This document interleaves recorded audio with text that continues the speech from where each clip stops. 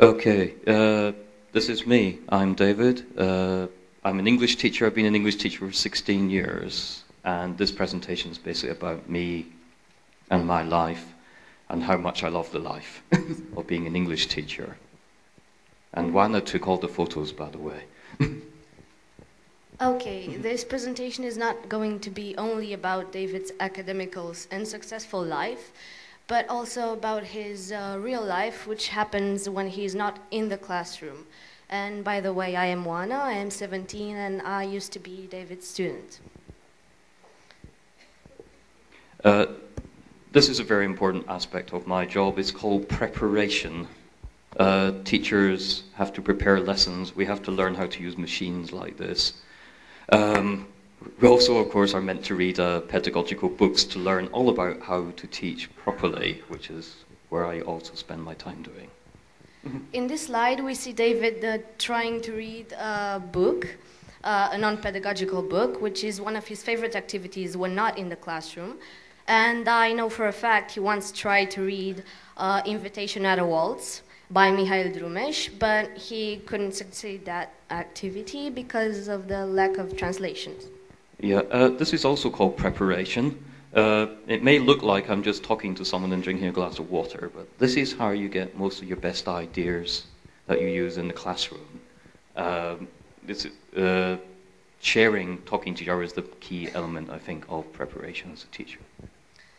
On the opposite pole of the friendly talk work chat is the not-so-friendly drinking social encounters David is experiencing too often. And his natural habitat may as well be in a non-smoking bar with his favorite Romanian beer in hand. This is the classroom, obviously, and I think the key point here is about teaching for me is not about standing in front talking like this. It's actually about being involved in assisting students and also they helping and assisting each other, as you can see here, as they do whatever they were doing. Here we can see a perfect example of language opportunities happening in David's classroom, in which pupils can comprehend the meaning of the phrase, "don't pull his hair." Letting the funny side aside, teachers have to develop games to keep the pupils entertained. We also have to eat. I believe that's what I'm doing in this picture. Yes.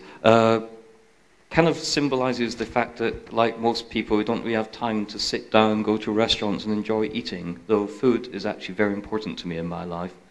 I'm a vegetarian and diet and talking about things that is key. Well, David says he cares about his diet and eating habits. That's why he's a vegetarian. But he's addicted to caffeine. And it's not like he has great eating habits as well. As you can see, he often likes to eat fast food.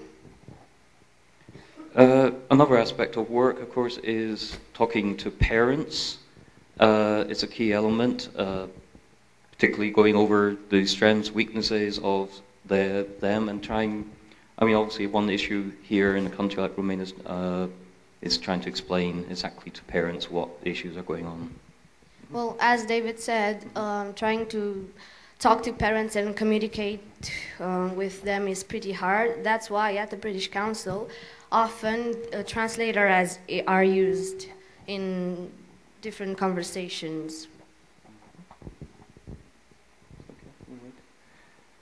This is also called work. It may not look like work, but many times I spend traveling around on the buses, metro system, taxis.